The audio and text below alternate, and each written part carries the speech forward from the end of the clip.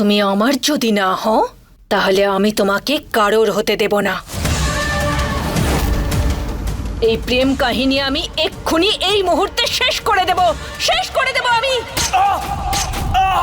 Doctor বাবু,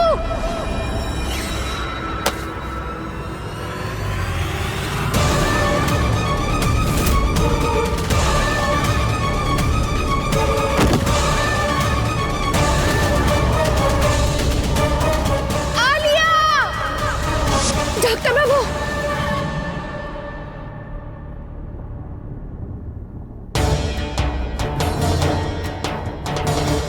doctor বাবু, এটা কেমন স্বপ্ন ছিল? না না না না না, আলিয়া এমন করতে পারে না। আলিয়া এত নিচে নামতে পারে না। আমি আমার ডাক্তার বাবুর কিচ্ছু হতে দেব না।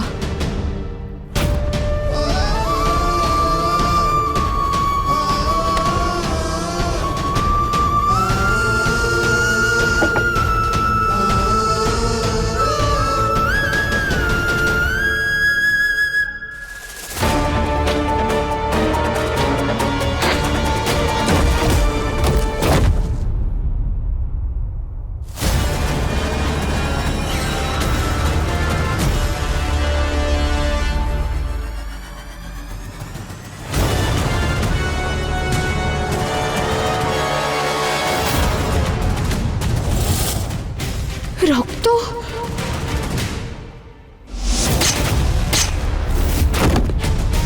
না না, ওটা স্বপ্ন ছিল, ওটা সত্যি হতে পারে না। না না না না,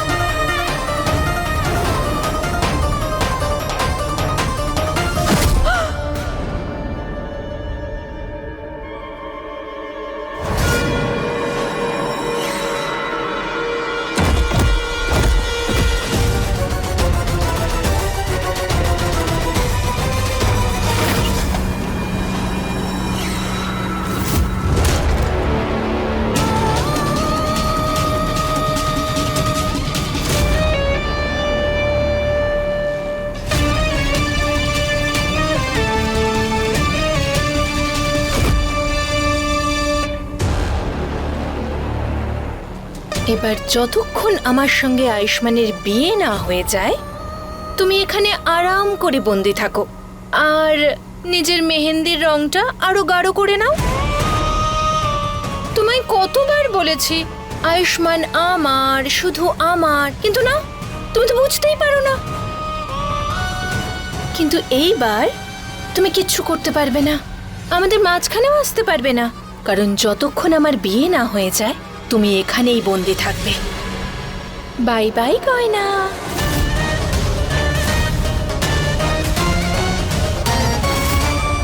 আলিয়া, তুমি এখানে কি করছো? ওই কিছু না জেঠিমা, আমি জল নিতে এসেছিলাম, তেষ্টা পাচ্ছিল তো তাই ওই ঘরের দিকেই যাচ্ছিলাম। ঠিক আছে, শোনো না, আমি না ফ্রিজের থেকে আরেকটু আইসক্রিম নেব। আরে না না জেঠিমা, আপনার সুগার আছে না, আপনার শরীরটা খারাপ হয়ে গেলে তারপর। না না না না, আপনি ছাড়ুন তো, এটা খেয়েছেন তো? তুমিও বাকিদের মতন আমাকে এত আটকিও না। আরে আমি জানি আমাকে কি খেতে হবে, কতটা খেতে হবে, নিজের শরীরের যত্ন নিতে পারি। তুমি সামনে থেকে সরে আইসক্রিম নেব। জেঠিমা, ফ্রিজারের ভেতরে তো গয়না রয়েছে, যদি জেঠিমা ওকে দেখতে পেয়ে যায় তাহলে খুব ঝামেলা হয়ে যাবে।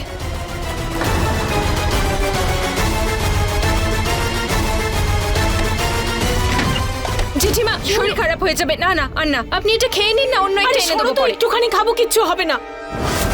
জেঠিমা যদি গয়নাকে এখানে দেখে ফেলে তাহলে ওনার সন্দেহ আমার উপরে গিয়ে পড়বে আর উনি বুঝতে পেরে যাবেন যে গয়নাকে আমি এখানে বন্ধ করেছি। আরে আলিয়া ছাড়ো, আমাকে খুলতে দাও।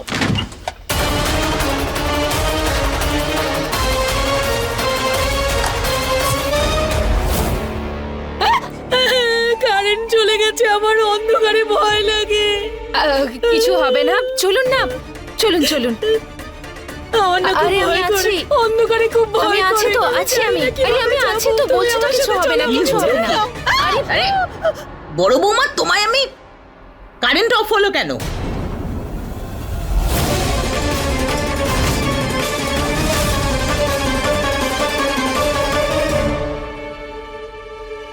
ও গড, একজনকে তাড়াতে চাইছিলাম, এখানে তো পুরো ফ্যামিলি উঠে চলে এসেছে। এবার ফ্যামিলির লোকেরা যদি গয়নাকে দেখতে পেয়ে যায় তাহলে তো আমি ধরা পড়ে যাব, সমস্ত প্ল্যানটা নষ্ট হয়ে যাবে আমার। আরে কেউ কি বলবে কারেন্ট গেল কেন? পিসিমা কিছু নয়, আসলে জেঠিমা কিচেনে এসেছিলেন আইসক্রিম খাওয়ার জন্য, আর যেই ফ্রিজারের ডোরটা খুলেছেন কারেন্ট চলে গেছে।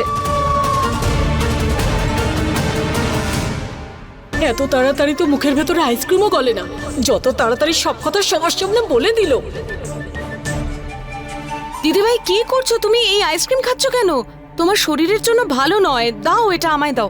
শোনো বড় বৌমা, কাল সকালে তুমি যদি অসুস্থ হয়ে শুয়ে পড়ো আর ওষুধ ওষুধ করে যদি আমার মাথাটা খাও, তাহলে তোমার পক্ষে সেটা খুব খারাপ হবে। না না না না দিদি, আমি একটুখানি আইসক্রিম খেয়েছিলাম, তোমার দিদি। আরে ঠিক আছে, আমার মনে হয় যে ফ্রিজারের কানেকশনে কোনো প্রবলেম হয়েছে, সেই জন্য শর্ট সার্কিট হয়েছে আর পুরো বাড়ির লাইট চলে গেছে। আমি একবার চেক করে দেখি।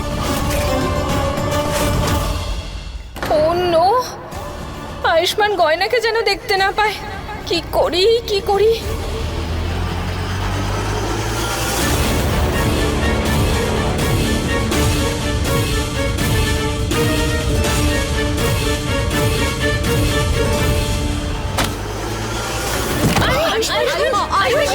লেগেছে বলো?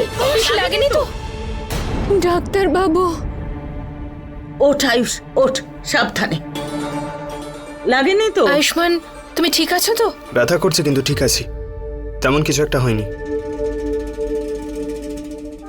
আমি চেক করে দেখছি। না মানে আমি বলছিলাম যে এই ফ্রিজারের জন্য কারেন্টটাও চলে গেল, আর তারপরে তুমি তো পড়েও গেলে না। আমার মনে হয় ফ্রিজারটাই অপয়া। না না, আমি চাই না যে এই অপয়া ফ্রিজারটাই বাড়িতে থাকুক। কালকে না আমরা এই ফ্রিজারটা বাড়ি থেকে বের করে দেবো। আমি চাই না যে আমাদের শুভ কাজে এর জন্য কিছু অশুভ হোক। হ্যাঁ, এটাই ঠিক হবে। আলিয়া, ফ্রিজার তো ফ্রিজার, এতে শুভ অশুভর কি আছে? আরে না, তুমি পড়ে গেলে না তো আমার মনে কিন্তু একটা ভয় কাজ করছে। এই ফ্রিজারটা আর এই বাড়িতে রাখা যাবে না। হ্যাঁ মা, তুমি একদম ঠিক বলছো, যেমন তোমার ইচ্ছা। কালই এই ফ্রিজারটাকে বাইরে বের করে দেবো। হ্যাঁ, আরে কারেন্ট যখন আসবে তখন আসবে, চলো গিয়ে সবে শুয়ে পড়ি, কাল আবার সকালে উঠতে হবে। চলো। হ্যাঁ দিদি, আমি তোমার সঙ্গে যাব। তোমায় তাহলে কোলে তুলে নিই? আমার খুব ভয় করে। তুমিও যাও না, বিশ্রাম করো।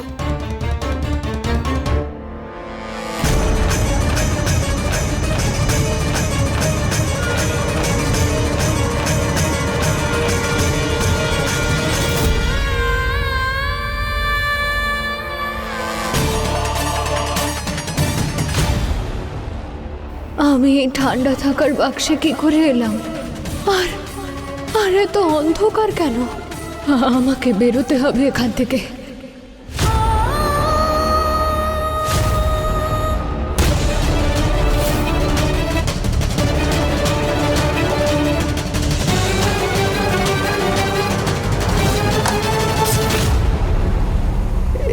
এটা কি হচ্ছে?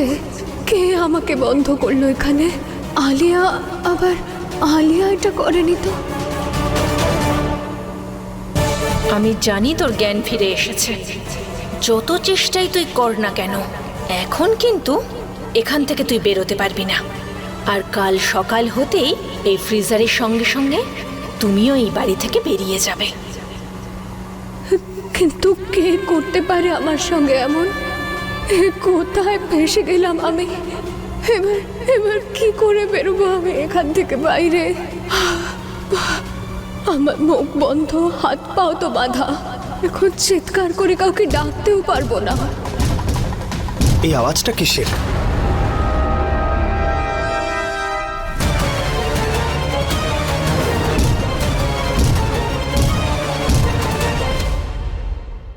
ডাক্তার বাবু, এই আওয়াজটা আমি করছি। আমি এখানে আটকে গেছি, দয়া করে এই বাক্সটা খুলে দিন। এই ওই অ্যাকচুয়ালি ওই এই ফ্রিজার থেকেই আওয়াজ হচ্ছে। আমি বলেছিলাম না এটা পুরনো হয়ে গেছে, তাই এটা কালকে আমরা বিদায় করে দেবো। আলিয়া, না না না, শুধু শুধু যদি কারেন্ট খেয়ে যাও তাহলে। চলো চলো। বেশি লেগেছে নাকি দেখাও, ব্যান্ডেজ করে দেব।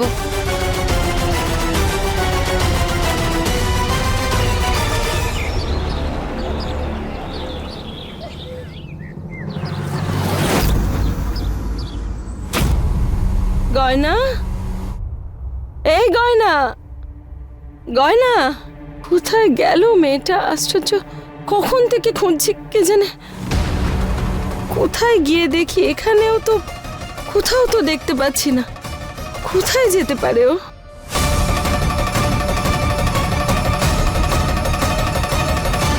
কাউকে একটা জিজ্ঞেস করি, কেউ না কেউ নিশ্চয়ই জানবে ও কোথায়। এই বাক্সর মধ্যে এতই ঠান্ডা যে এতটুকু শক্তি নেই আমার যে কাউকে চিৎকার করে ডাকবো। আমার হাত পা মুখ ঠান্ডা একদম একদম জমে গেছে।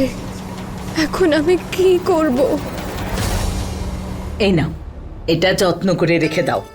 আজ আয়ুষ্মান আর আলিয়ার বিয়ের প্রথম নিয়ম পালন হবে, আর তার জন্যই এই ওড়না। মনে থাকে যেন, এটা কিন্তু খুব গুরুত্বপূর্ণ।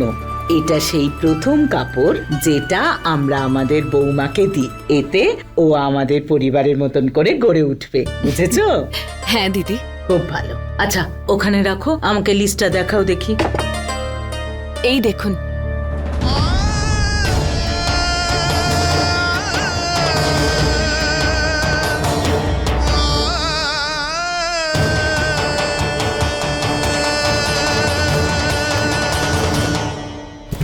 এই ওড়না তো আমার গয়নার পাওয়ার কথা, কিন্তু এখানে তো কেউ ওকে ওর বউ বলে মানে, আর না কেউ এটুকুও জানে যে ওর আয়ুষ্মান বাবার সাথে বিয়ে হয়েছে। ফুল ফলে ঝুলটা এসেছে কিনা দেখো। দেখে নিচ্ছি।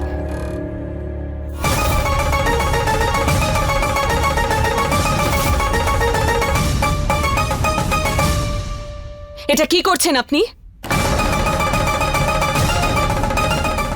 ওই আমি এই কাপড়টাকে কেন ছুঁয়েছেন আপনি? আমার ছেলের বিয়ের অনুষ্ঠানের এটা, আমায় দিন। ওই আসলে আমি গয়নাকে খুঁজছিলাম, কোথাও দেখেছেন ওকে? দেখুন, আমি গয়নাকে বলেছি যে বিয়ে পর্যন্ত নিজের ঘরেই থাকতে, আর আপনিও তাই থাকুন। যান এখান থেকে, আমি বললাম তো এখান থেকে যান।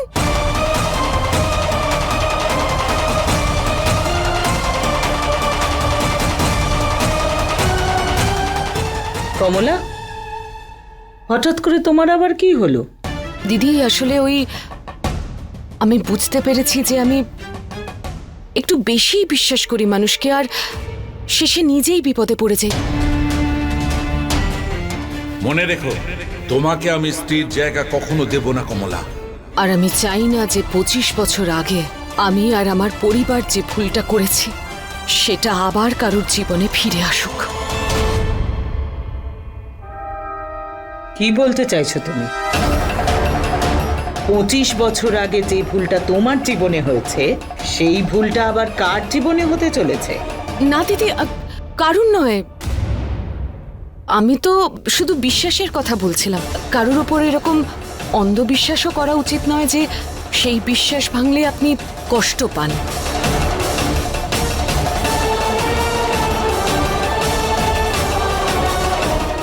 দিদি, আমি ভিতরে গিয়ে বাকি জিনিসগুলো নিয়ে আসি। যাও। হ্যাঁ দিদি।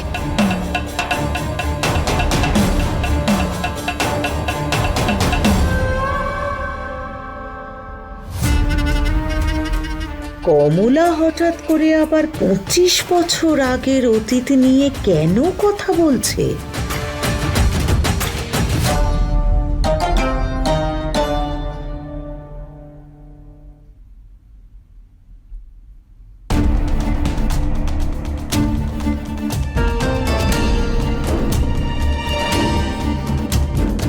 জামাই বাবা, তোমার হাত তো ফুলে গেছে।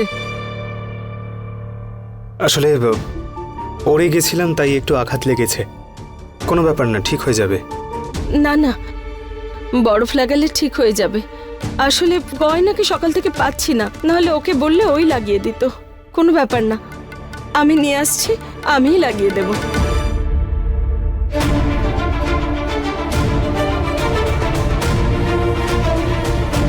গয়নাকে সকাল থেকে দেখা যাচ্ছে না, কোথায় যেতে পারে?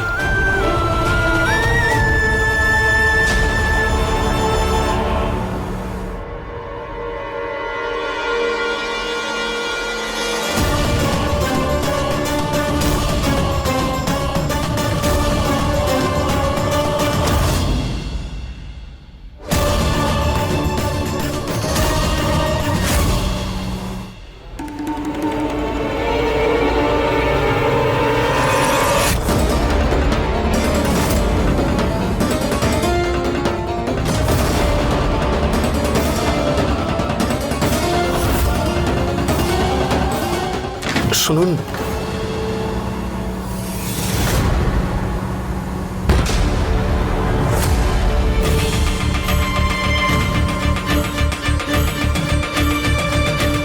আপনি বলছিলেন গয়নাকে দেখতে পাননি,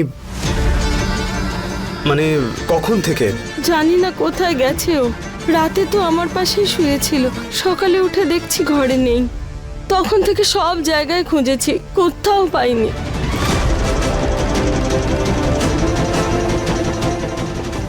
আমি এখানে মা। ডাক্তারবাবু বের করুন এখান থেকে, আমার সাহায্য করুন। মন থেকে একবার আমার আওয়াজটা শুনুন। জামাই বাবা, তুমি যদি কিছু মনে না করো তো একটা কথা বলি। হ্যাঁ বলুন। তবে গয়না যদি জানতে পারে যে আমি এ কথা বলেছি, ও খুব রাগ করবে। তবে আমি তোমার কাছ থেকে জানতে চাই, তুমি সত্যিই আমার মেয়েকে ছেড়ে দ্বিতীয় বিয়ে করবে নাকি জামাই বাবা?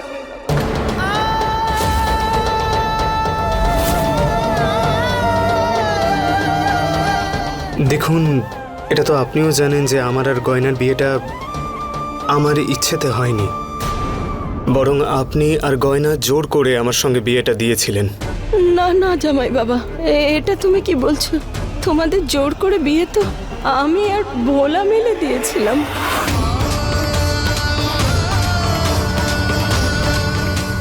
গয়না তো এ ব্যাপারে কিছুই জানতো না।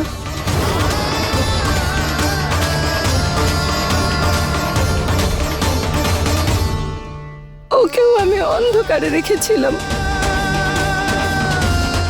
আরে আমার মেয়ে তো জোর করে বিয়ে দেওয়াকে খুব ঘেন্না করে, সেই জন্য ওকে আমি মিথ্যে বলেছিলাম যে তুমি এই বিয়েতে রাজি আছো। তোমার কি মনে হয় আমাদের বিয়েটা নর্মাল হয়েছে? জোর করে বিয়ে দেওয়া হয়েছে আমাদের। ডাক্তারবাবু, আমি সত্যি এসবের ব্যাপারে কিছু জানি না। মিথ্যে কথা বলছো তুমি, কারণ সত্যিটা হলো আমার নজরে ভালো হবার জন্য আমাকে জোর করে বিয়ে দেওয়া থেকে পালাতে সাহায্য করেছিলে।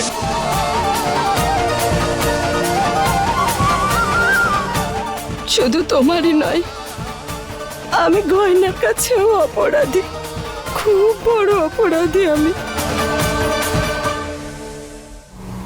মা, তুমি মমতার মোহে সব সত্যি বলার চেষ্টা করছো, কিন্তু কোনো লাভ নেই ডাক্তারবাবুকে এইসব কথা বলে। উনি তোমার কথা কখনো বিশ্বাস করবেন না, কারণ উনি এটাই বিশ্বাস করেন যে আমি ওনার সঙ্গে জোর করে বিয়ে করেছি। উনি কোনোদিনই আমাদের বিয়েটা আর এই সম্পর্কটাকে মানবেন না যে আমরা স্বামী স্ত্রী। বাহ,